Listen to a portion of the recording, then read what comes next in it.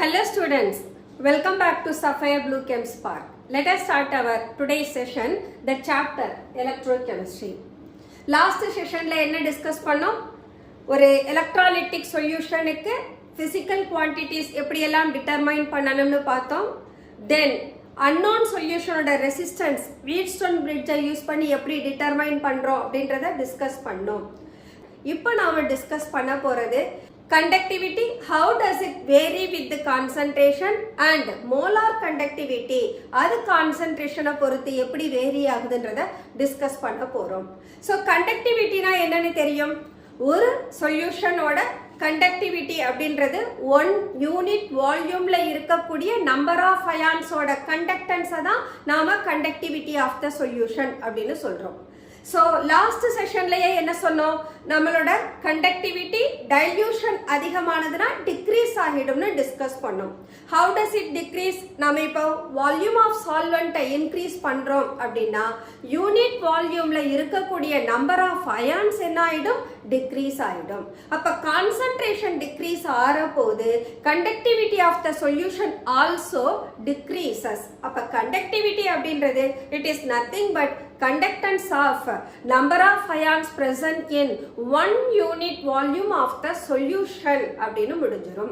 அப்ப கண்டக்டிவிட்டி அதனால தான் நாம ஒரு எலக்ட்ராலிட்டிக் சொல்யூஷனுக்கு யூஸ் பண்ண முடியாது.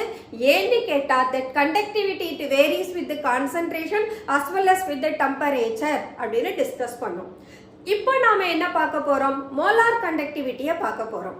ஸோ மோலார் கண்டக்டிவிட்டி அப்படின்ற போது we have to define that for a given concentration of V volume of the solution at a given temperature that containing 1 mole of the electrolyte அப்படின்னு சொல்லியிருக்கோம். அப்ப இங்க நமக்கு molar conductance ன்ற போது that also depending upon the concentration.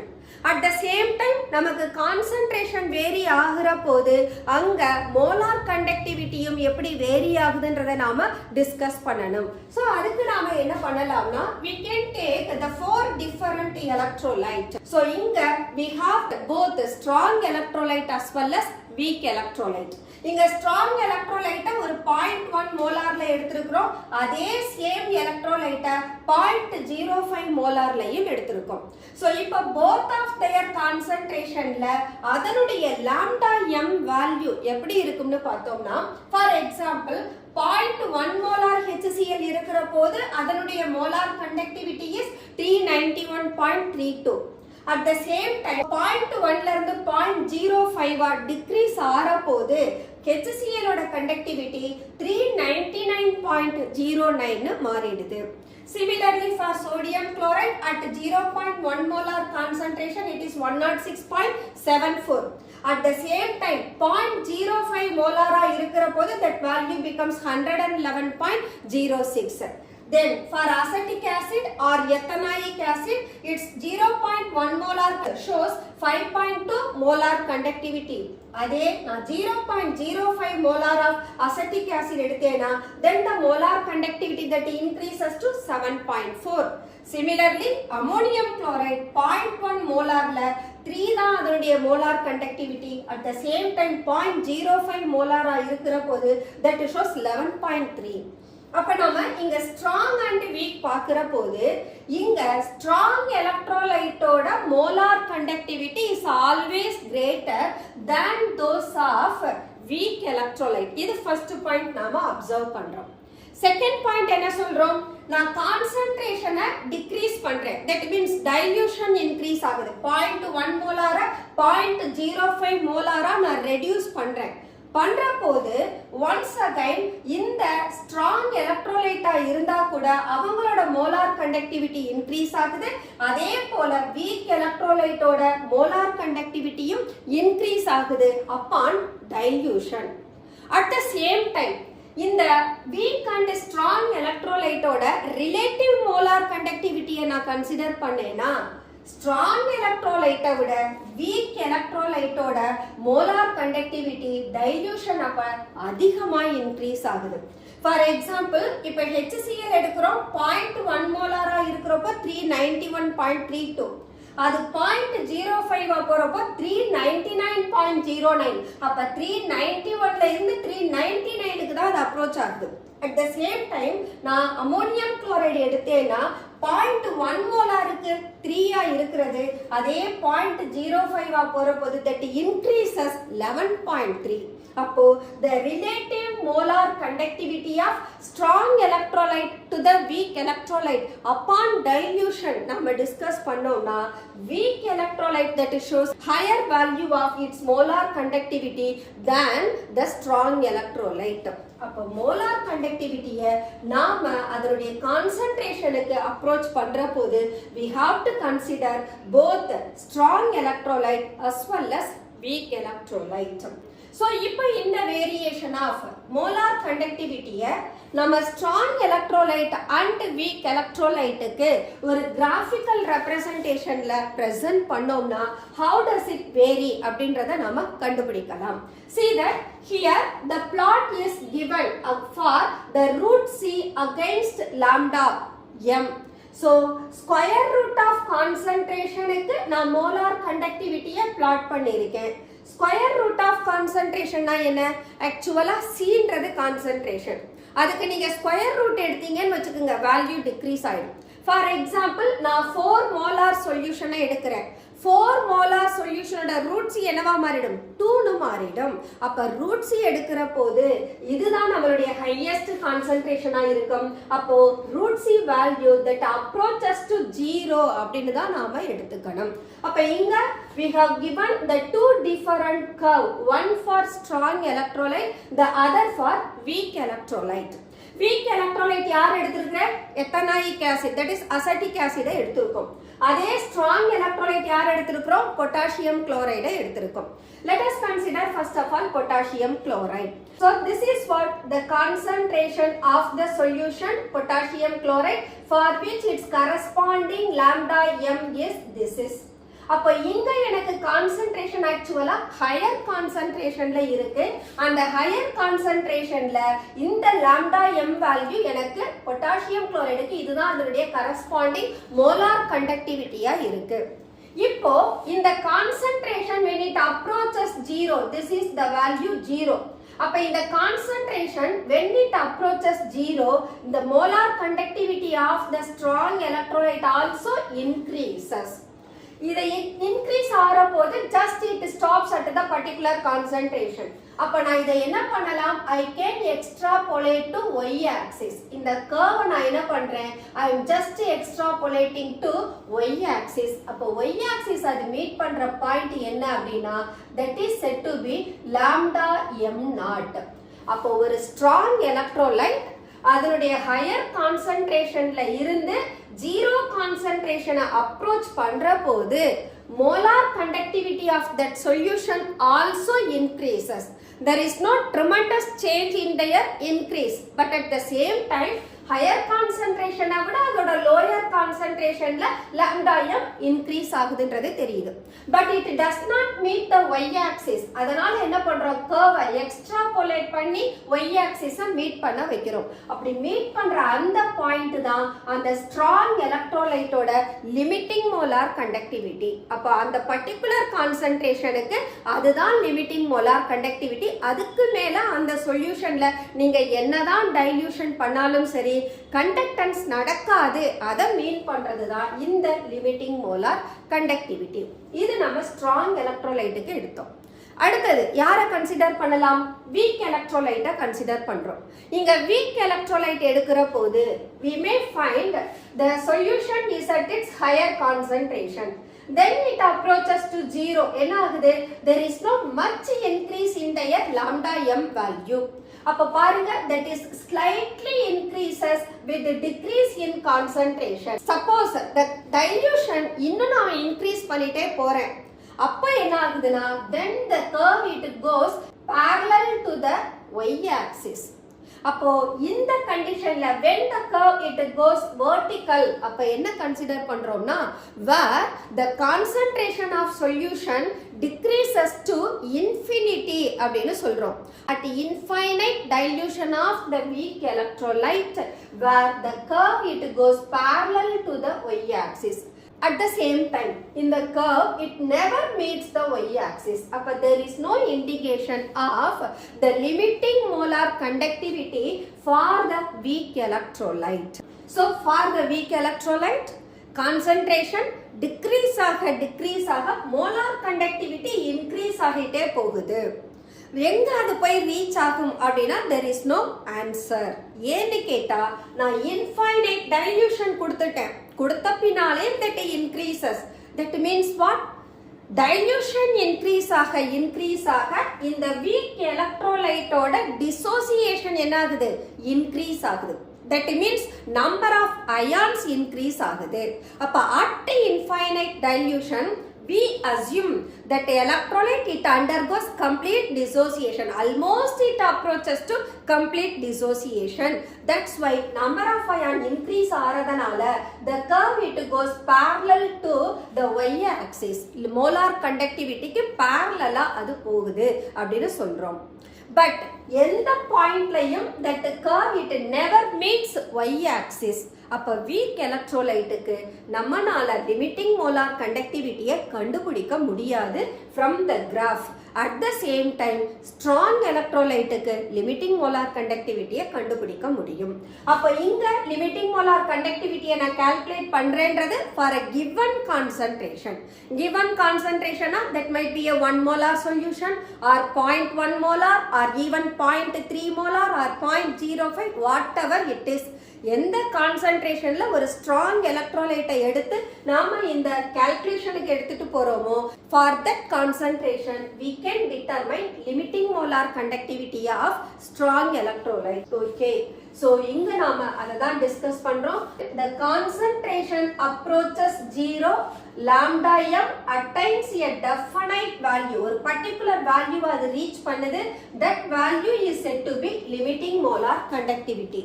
But in the case of weak electrolyte, there is no indication that the lambda m naught value can be obtained. அப்போ இங்க நாம conductance of the solution அப்படின்ற போது we can represent that becomes equal to conductivity when area of cross section A is 1 centimeter square and L is 1 centimeter. இத நாம conductivityக்கு நாம define பண்றோம். இதே conductivityயை நாம் molar conductivity ன்னு எடுக்கிற போது then the conductivity of a solution at a given concentration is the V volume of solution containing 1 mole of the electrolyte ன்னு மாறிடும். அப்போ we can write lambda m conductance நம்ம molar conductance ன்னு சொல்றதனால it becomes lambda m equal to kappa into A by L. Once again A and L becomes the unit values. அப்போ lambda m becomes equal to what? Kappa. இங்க lambda m நான் என்ன சொல்லிருக்கேன்? 1 mole electrolyte of V volume of the solution எடுத்திருக்கேன். அப்ப n by V ன்னு நான் எடுக்கலாம். n ன்றது என்னவா மாறிடும்? then 1 ன்னு மாறும். அப்ப lambda m is nothing but the n mole of electrolyte that present in V volume of the solution, or if n equal to 1 ன்னு எடுத்தேனா then lambda m becomes equal to 1 by V. That becomes equal to its specific conductance. அப்போ lambda m equal to 1 by V equal to kappa, or we can write lambda m equal to kappa into V. So இந்த ரிலேஷனையும் நம்ம previous sessionல discuss பண்ணியிருக்கோம். அங்க V க்கும் கான்சன்ட்ரேஷனுக்கும் என்ன ரிலேஷன்னும் பார்த்தோம். அதுல இருந்து என்ன கண்டுபிடிச்சோம்? lambda m is equal to kappa into 1000 divided by concentration அப்படின்ற ரிலேஷனையும் கொண்டுட்டு வந்தோம். Okay, now let us explain the variation of molar conductivity for the strong electrolyte. ஒரு strong electrolyteக்கு நாம என்ன சொல்றோம்? It shows that a gradual increase in their molar conductivity when the concentration approaches 0 ன்னு கொடுத்தோம். எதனால molar conductivity higher concentrationல கூட அது maximum molar conductivityயை கொடுக்குது அப்படின்னா always the strong electrolytes are referred to be completely dissociated at all concentration. அது higher concentration இருந்தாலும் சரி லோயர் கான்சன்ட்ரேஷனா இருந்தாலும் சரி அங்க அன்டிசோசியேட்டட் எலக்ட்ரோலைட்ஸ் பிரசன்ட் ஆகாது. எலக்ட்ரோலைட் கம்ப்ளீட்டா டிசோசியேட் ஆகிற போது நம்பர் ஆஃப் அயான்ஸ்ல எந்த சேஞ்சஸும் இருக்காது. ஸோ 1 molar கான்சன்ட்ரேஷன்ல எவ்வளோ நம்பர் ஆஃப் அயான்ஸ் பிரசன்ட் ஆனதோ அதுதான் அதனுடைய லோயஸ்ட் கான்சன்ட்ரேஷன்ல கூட சேம் நம்பர் ஆஃப் அயான்ஸை தான் வச்சிருக்கும். அப்போ there is no change in their number of ions for the strong electrolyte at all concentration.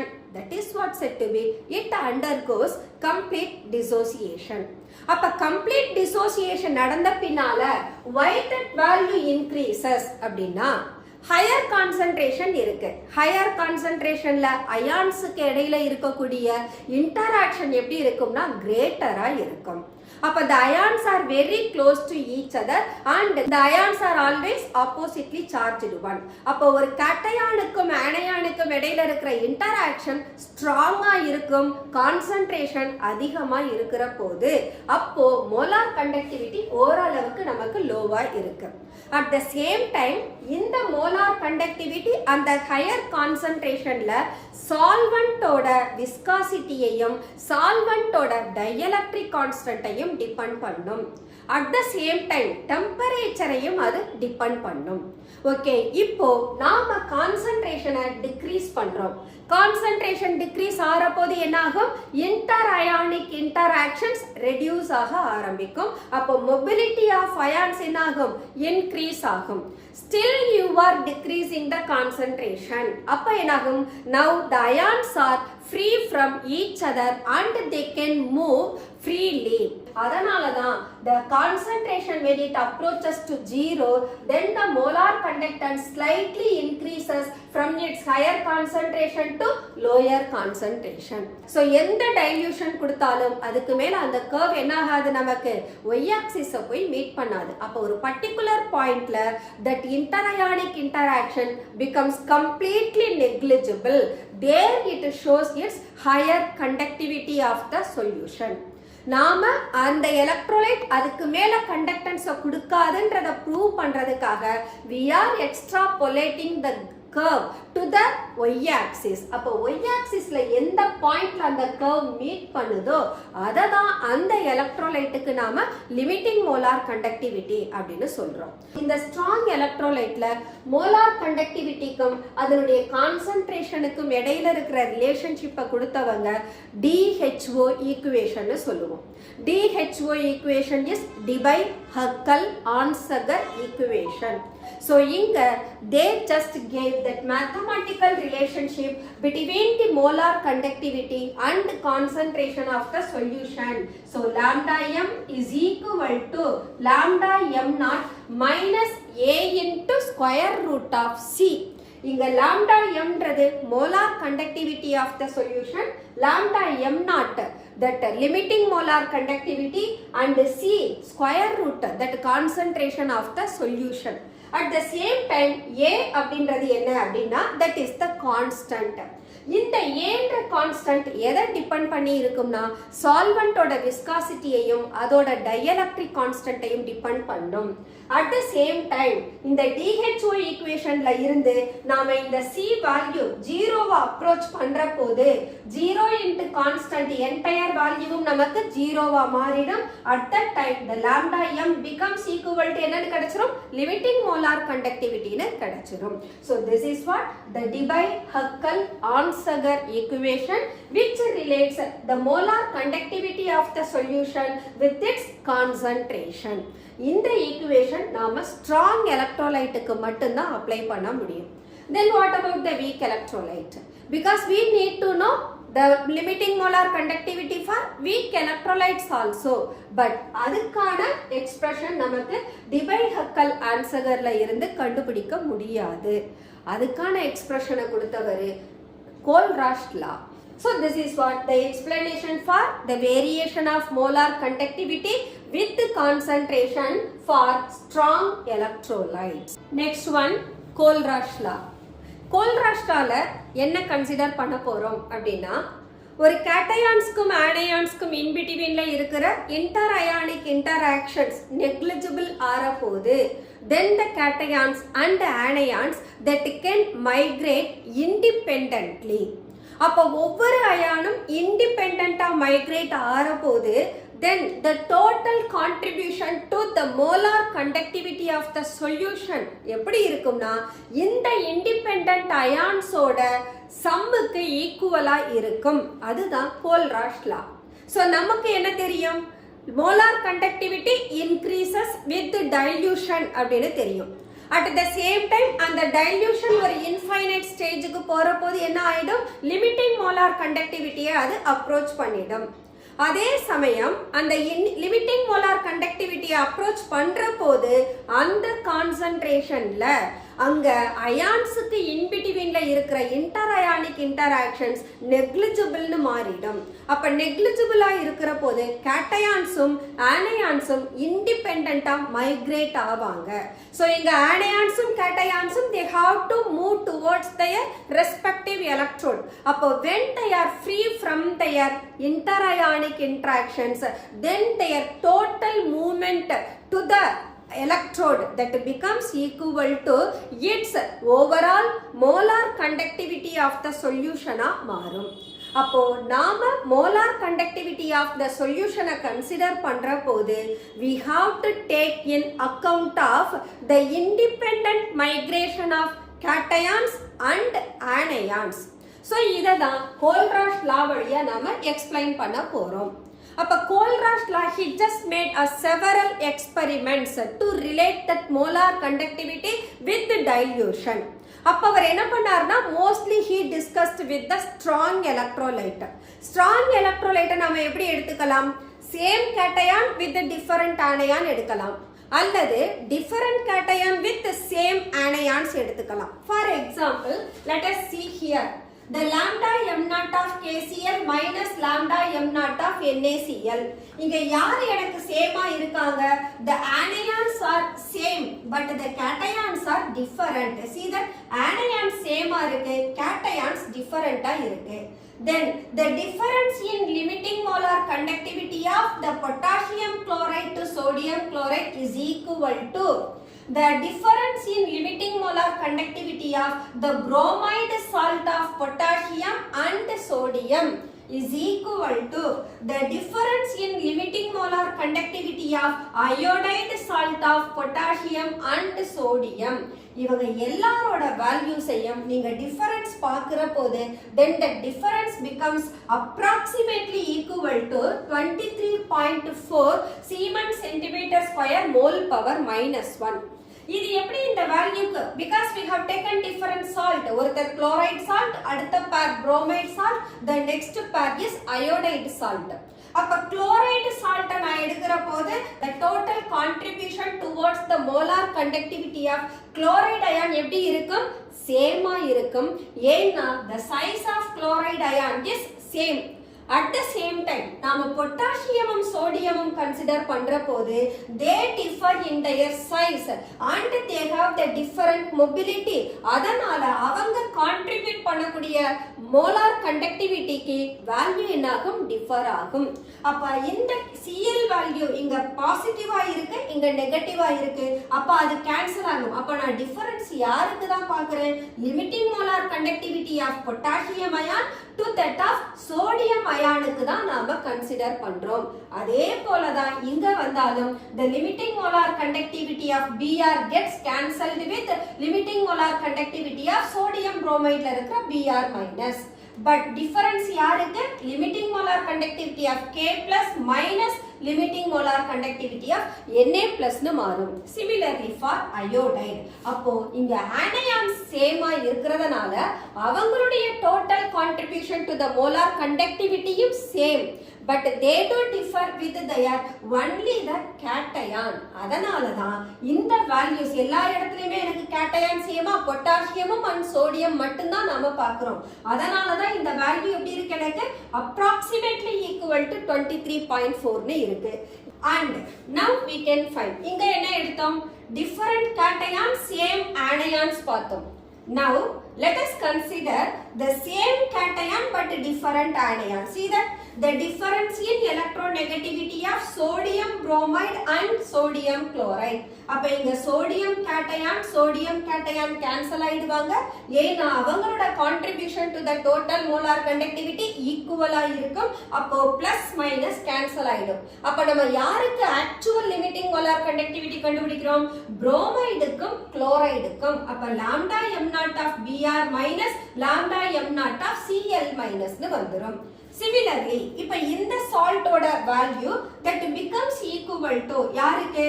Potassium சால்ட்டை எடுத்துக்கிறோம். அப்ப potassium bromide minus potassium chloride. இந்த பேர்ல நாம பார்த்தோம்னா இங்க potassium சால்ட்ஸ்ல the limiting molar conductivity of potassium ions becomes equal to same. அப்போ யாருடைய difference தான் எடுத்துப்போம்? புரோமைடுக்கும் குளோரைடுக்கும் எடுத்துப்போம். அப்ப the difference in the limiting molar conductivity of the bromide and that of chloride only that makes its total contribution to the molar conductivity of the solution. So இங்க நாம எடுத்துக்கிட்ட எல்லாருமே strong electrolyte where they undergo complete dissociation. அதனால we can able to determine the limiting molar conductivity for the strong electrolyte. At the same time இந்த substances ஓட concentration அந்த solution ஓட concentration vary ஆனதுனா கண்டிப்பா limiting molar conductivityயும் vary ஆகும். இதுதான் Kohlrausch லா. அப்ப Kohlrausch லாவை எப்படி டிஃபைன் பண்ணலாம் அப்படின்னா we can find the limiting molar conductivity of an electrolyte can be represented as the sum of the individual contributions of the anion and cation of the electrolyte. So ஒரு சொல்யூஷனோட total molar conductivity அப்படின்றது அதுல present ஆகி இருக்கிற anions and cations அவங்க ரெண்டு பேரோட கான்ட்ரிபியூஷனையும் நம்ம add பண்ணாதான் அந்த சொல்யூஷனோட மோலார் கண்டக்டிவிட்டிக்கு ஈக்குவலா இருக்கும். அப்ப நான் ஒரு எலக்ட்ரோலைட் எடுத்தேன்னா I have to consider their valency. அப்ப valency பார்க்கிற போது அந்த அயான் டிசோசியேட் ஆறப்போ it makes its stoichiometric coefficient. அதையும் நாம கன்சிடர் பண்ணணும். So let us take the example of limiting molar conductivity of aluminum chloride. Aluminum chloride எப்படி டிசோசியேட் ஆகும்? AlCl3 that dissociates into Al3 plus 3Cl minus. அப்போ ஒரு time aluminium ion இருக்கு, எத்தனை time chloride ion இருக்கு? 3 times இருக்கு. அப்ப இதுக்கு நான் லிமிட்டிங் மோலார் கண்டக்டிவிட்டி மென்ஷன் பண்ணேனா I should take limiting molar conductivity of aluminum ion plus 3 ன்றது யாரு? The stoichiometric coefficient of chloride ion. So 3 into limiting molar conductivity of chloride ion. அப்போ ஜெனரலா ஒரு எலக்ட்ரோலைட்டுக்கு கோல்ராஷ் லாவை அப்ளை பண்ணனும்னா we can consider lambda m naught is equal to nu plus lambda cation plus nu minus lambda anion.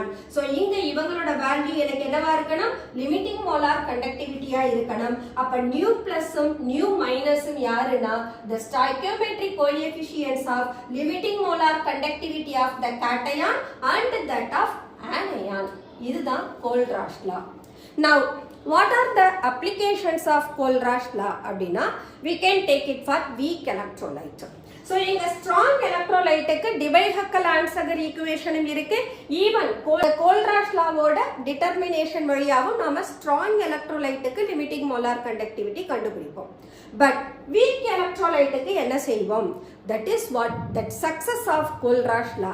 இவரு in terms of strong electrolyte he determined the limiting molar conductivity for weak electrolytes also. ஒரு weak electrolyteன்றப்போ என்ன சொன்னோம் நாம? அதோட concentration 0க்கு approach ஆகிற போது அதனுடைய நம்பர் ஆஃப் அயான்ஸ் எப்படி இருக்கும்? அதிகமா இருக்கும். அப்ப மோலார் கண்டக்டிவிட்டி ஸ்டீப்பா இன்க்ரீஸ் ஆகிக்கிட்டே போகும். That becomes parallel to y axis னு டிஸ்கஸ் பண்ணோம். பட் அட் எனி மொமெண்ட் நம்மளால என்ன கண்டுபிடிக்க முடியாது? அதோட லிமிட்டிங் மோலார் கண்டக்டிவிட்டியை கண்டுபிடிக்க முடியாது. பட் லோயஸ்ட் கான்சென்ட்ரேஷன்ல கண்டக்டிவிட்டி ஆஃப் த சொல்யூஷன் எப்படி இருக்கும்? ரொம்ப ரொம்ப லோவா இருக்கும். கண்டக்டிவிட்டின்னு யாரை சொல்றோம்? காப்பாவை சொல்றோம். ஏன்னா காப்பா யாரை டிபெண்ட் பண்ணி இருக்கும்? Number of ions per unit வால்யூமை டிபெண்ட் பண்ணும். அப்ப அட் இன்ஃபைனைட் டைல்யூஷன் போற போது ஒரு யூனிட் வால்யூம்ல பிரசன்ட் ஆகி இருக்கிற நம்பர் ஆஃப் அயான்ஸ் டிக்ரீஸ் ஆயிடும். அதனால at the lowest concentration conductivity of the சொல்யூஷனும் லோவா இருக்கும். Suppose if I take ethanoic acid எடுக்கிறேன், ethanoic acid that makes CH3COOH, இது ஒரு weak electrolyte. இது என்ன ஆகும்? எனக்கு partially dissociate ஆகும். So I will get CH3COO minus H plus. So ethanoic acid நாம sample எடுத்தோம்னா then that makes the acetate ion and H plus ion. இது dissociated form of ethanoic acid. But ethanoic acid undissociate ஆகும் இருக்கும். இததான் நாம dilution increase ஆக the reaction that goes forward, அதாவது number of ions produce ஆகிறது increase ஆகிக்கிட்டே போகும்னு சொல்றோம். அப்போ ஒரு particular concentration, that means when the concentration approaches 0, இங்க ethanoic acid complete dissociate ஆகி ions மாறிரும். அதனால alpha equal to 1 அப்படின்னு சொல்றோம். Weak electrolyte-க்கு they have the lower value of degree of dissociation at higher concentration. Concentration ஹையா இருக்கிற போது ஆல்பா வேல்யூ ரொம்ப லோவா இருக்கும். அதே கான்சன்ட்ரேஷன் டிக்ரீஸ் ஆக ஆல்பா வேல்யூ என்னாக ஆரம்பிக்கும்? நமக்கு இன்க்ரீஸ் ஆகும். So alpha value increases with decrease in concentration. அதனால molar conductivity also increases steeply. So இது எதனால அப்படின்னா where at the lowest concentration number of ions produced in the solution increases and hence the lambda m value also increases steeply. But enna sonnom? The conductivity of the solution for such low concentration is very low. Conductivity தான் லோவா இருக்கும். But molar conductivity நமக்கு எப்படி இருக்கும்? கிரேட்டரா இருக்கும். So in the basis படி we can now discuss about the applications of Kohlrausch law. First application என்னன்னா how to determine the limiting molar conductivity of electrolyte. That to weak electrolyte க்கு limiting molar conductivity எப்படி determine பண்றது? அதுதான் first application of Kohlrausch law. So limiting molar conductivity for weak electrolyte. Let us take ethanoic acid. Ethanoic acid dissociate ஆனா என்ன தரும்? acetate அயானையும் H plus அயானையும் கொடுக்கும். So I have taken limiting molar conductivity of acetate ion and that of H plus ion கொடுத்துட்டோம். But in the lambda m naught value we can't able to get it from the graph. Graphல இருந்து நமக்கு கிடைக்காது. அப்ப இதை எப்படி நாம determine பண்ணலாம்? In terms of their strong electrolyte. அப்ப ethanoic acid ஓட strong electrolyte யாரு அப்படின்னா sodium acetate. So I can take CH3COONA. அப்ப H plus ஓட strong electrolyte யாரு? H plus னா acid. அப்ப we can consider hydrochloric acid. அப்ப H plus அப்படின்றது ஒரு ஆசிட மீன் பண்றதனால we can consider the mineral acid, hydrochloric acid எடுக்கலாம். அப்ப H plus that can be taken HCl. But இங்க எனக்கு தேவையானது அசட்டேட் அயானும் H plus அயானும் மட்டும்தான். But in addition to H plus and acetate, we have sodium as well as Cl. இவங்க நமக்கு unnecessary present ஆகி இருக்காங்க. But sodium Cl add பண்ணா என்ன? sodium chloride. அப்போ நாம என்ன பண்ணலாம்? We can add the limiting molar conductivity. So we can add the limiting molar conductivity of sodium acetate with hydrochloric acid and you can subtract sodium chloride. ஏனா அவங்க less பண்ணிரலாம். அப்ப இதை நான் எப்படி எழுதலாம்? I can take lambda m naught of ethanoic acid is equal to, I have to consider their strong electrolyte. அப்ப ethanoic acid ஓட salt யாரு? lambda m naught of CH3COONA, that is sodium acetate, plus இந்த H க்கு எனக்கு strong electrolyte யாரு? acid. So I can take lambda m naught of HCl minus யார நான் remove பண்ணனும்? சோடியமும் unwanted, குளோரைடும் unwanted. அப்ப sodium குளோரைட I have to subtract. So lambda m naught of NaCl. So இத நீங்க அயனைஸ் ஃபார்ம்ல எழுதுறீங்கன்னா we can write lambda m naught of acetate ion plus lambda m naught of Na plus ion plus lambda m naught of H plus lambda m naught of Cl minus. இங்க minus lambda m naught of Na plus minus lambda m naught of Cl minus. So you can cancel now plus Na plus and minus Na plus. So these two terms gets cancelled. Similarly, plus lambda m naught of Cl minus and minus lambda m naught of Cl minus. அப்போ final equation நமக்கு என்னவா மாறிடும்? That becomes equal to lambda m naught of acetate ion plus lambda m naught of H plus ion. So we determine the limiting molar conductivity of weak electrolyte acetic acid in terms of their strong electrolyte. Acetic acid எடுத்ததனால you have taken sodium acetate. Ammonium hydroxide இருந்தால் you have to take ammonium chloride. ஒரு fact என்ன அப்படின்னா எப்பவுமே ஒரு weak substances ஓட corresponding salt ஸ்ட்ராங்கா இருக்கும். ஒரு வீக் ஆசிட்னா அதோட சால்ட் ஸ்ட்ராங்கா இருக்கும். ஒரு வீக் பேஸா இருந்தா அதோட சால்ட்டும் ஸ்ட்ராங்கா இருக்கும். அப்போ நாம பேஸ் எடுக்கிற போது we have to consider that ammonium chloride salt. அங்க பேஸ்னா எனக்கு OH minus வேணும். For example, ethanoic acid எடுக்கிற போது I considered acid. இதே நான் அம்மோனியம் ஹைட்ராக்சைடு எடுத்தேன்னா அம்மோனியம் ஹைட்ராக்சைடு எனக்கு என்ன தரும்? NH4OH that gives NH4 plus OH minus வந்துரும். அப்போ நான் சால்ட்டா எடுக்கிற போது அம்மோனியம்க்கு I have to take ammonium chloride NH4Cl I should consider. At the same time OH minus ஆர்தா நான் யாரை கன்சிடர் பண்ணணும்? strong electrolyte. So I have to take sodium hydroxide. இப்ப யார லெஸ் பண்ணணும்? once again sodium chloride less பண்ணணும். அப்ப ammonium hydroxide க்கு we can take the limiting molar conductivity of ammonium chloride plus limiting molar conductivity of sodium hydroxide minus limiting molar conductivity of sodium chloride, where you can get the limiting molar conductivity of weak base ammonium hydroxide. So ஒரு weak acid அல்லது weak base or weak electrolyte க்கு limiting molar conductivity in terms of their strong electrolyte ல இருந்து கண்டுபிடிக்கலாம். Okay, the next application என்ன அப்படின்னா calculation of degree of dissociation. Degree of dissociation is alpha. Alpha na the ratio. யாருக்கு? limiting molar conductivity of the electrolyte we should know and the molar conductivity of the electrolyte at a given concentration also we can get it. அப்போ molar conductivity of the electrolyte at a given concentration க்கும் limiting molar conductivity க்கும் உள்ள ratio தான் degree of dissociation. Actually இந்த degree of dissociation நம்ம Ostwald law ல இருந்து கண்டுபிடிப்போம். Ostwald law that is also applicable for the weak electrolyte. In terms of degree of dissociation, dissociation constant நம்மனால கண்டுபிடிக்க முடியும்.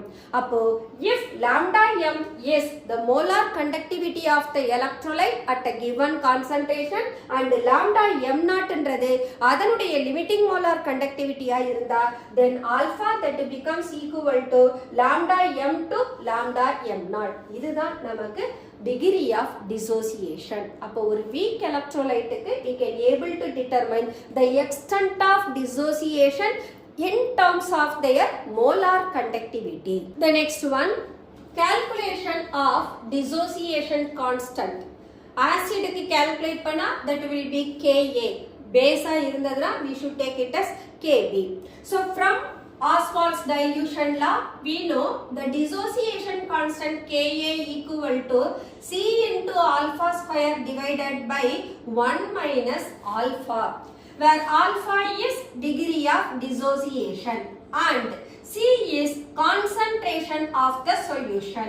Okay, இப்போ நமக்கு alpha என்ன தெரியும்? we calculated the degree of dissociation in terms of their molar conductivity. So we can take alpha is equal to lambda m divided by lambda m naught. Now we can substitute in dissociation constant. So Ka equal to C into lambda m divided by lambda m naught the whole square divided by 1 minus lambda m by lambda m naught.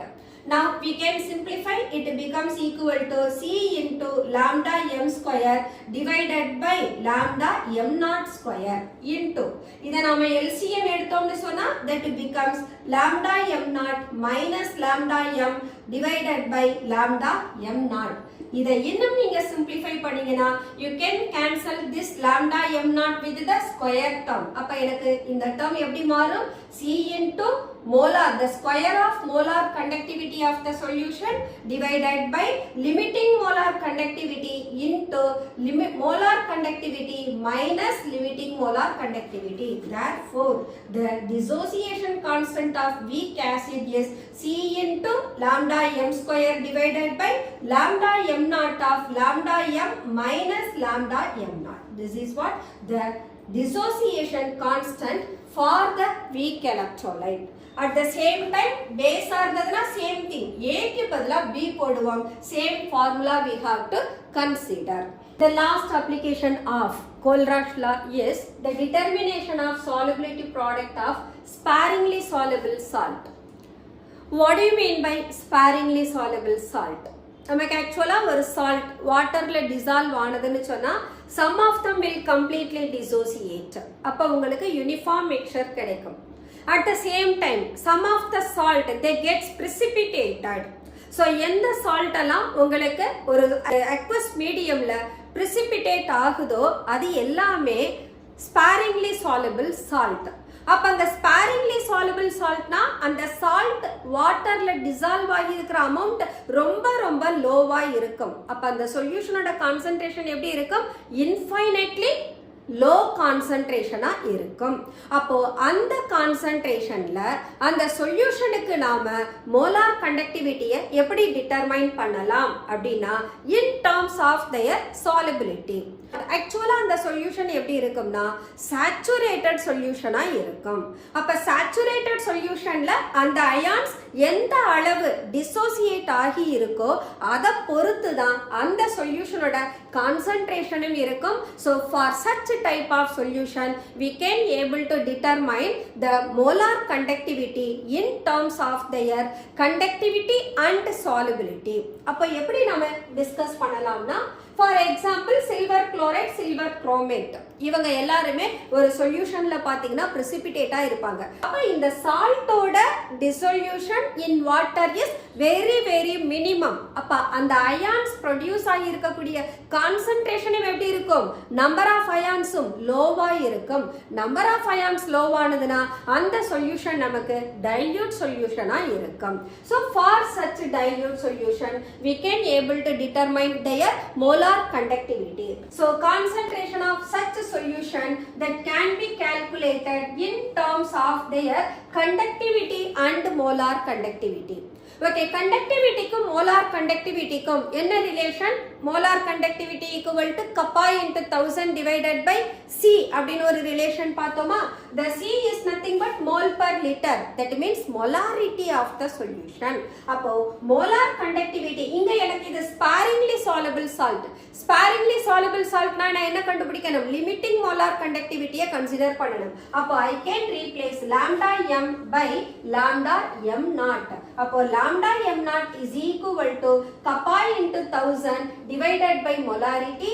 இங்க molarity க்கு பதிலா I am considering their tendency to soluble in the aqueous solution. அதனால நான் taking solubility. அப்போ molarity solubility ஆல replace பண்ணோம்னா then it becomes limiting molar conductivity of such dilute solution equal to the conductivity into 1000 divided by solubility.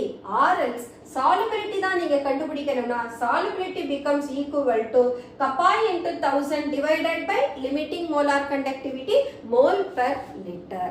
So these are the different applications of Kohlrausch law. Okay students. Today we discussed about the variation of conductivity and molar conductivity for strong electrolyte as well as weak electrolyte. Strong electrolyte consider பண்ற போது Debye-Huckel-Ansager equation பார்த்தோம். அது ஒரு straight line equation. உங்களோட equation பார்த்தோம்னா அங்க straight line இருக்கும். So இந்த curveல when we plot that strong electrolyte it becomes a straight line equation. But இங்க நான் root c யும் lambda m ம் எடுத்திருந்தேன். அப்ப இதோட வேல்யூ இதனுடைய mathematical relation எப்படி கொடுத்திருந்தாங்க? lambda m equal to lambda m naught minus a into root c. இதுதான் நமக்கு Debye-Huckel-Ansager equation. இந்த equation எதை போல இருக்கு? ஒரு straight line equation y equal to mx plus c போல இருக்கு. அப்ப m ன்றது யாரு? slope. See that this minus a is nothing but the slope of the straight line. அப்ப minus அப்படினா என்ன? negative slope. See that the curve it goes negative. அப்ப இந்த curve எனக்கு negative curveன்றதுனால slopeம் நெகட்டிவா இருக்கு. What is lambda m naught? That is nothing but intercept. Intercept என்ன? இந்த curve நான் y axis க்கு extrapolate பண்ணுவேன். அது மீட் பண்ற இடம் தான் எனக்கு என்ன? lambda m naught னு சொன்னேன். So this lambda m naught that becomes the limiting molar conductivity. அப்போ strong electrolyte க்கு Debye-Huckel-Ansager equation வழியா limiting molar conductivity determine பண்ண முடியும் from the graphical result. As well as ஒரு weak electrolyte இருந்ததுன்னா we have to consider their Kohlraasch law. அப்போ conductivity of the solution அப்படின்றது the sum of independent migration of cations and anions னு discuss பண்ணோம். அடுத்து Kohlraasch law strong electrolyte discuss பண்ற போதே in terms of weak electrolyteக்கும் நம்மனால limiting molar conductivity கண்டுபிடிக்க முடியும்னு பார்த்தோம் அவரோட அப்ளிகேஷன்ஸ்ல. அப்போ ஒரு weak electrolyte எடுத்துக்கிட்டா அதோட corresponding strong electrolytes வழியா நம்ம limiting molar conductivity கண்டுபிடிக்கலாம். Then weak electrolyteக்கு degree of dissociation கண்டுபிடிக்க முடியும். Then dissociation constant calculate பண்ணலாம். Then solubility product ஐயும் calculate பண்ணலாம். So இதுதான் இன்னைக்கு நாம பார்த்த concepts. Okay students, let us close our today's session and we will continue the same chapter in our following sessions also. So until then, bye bye.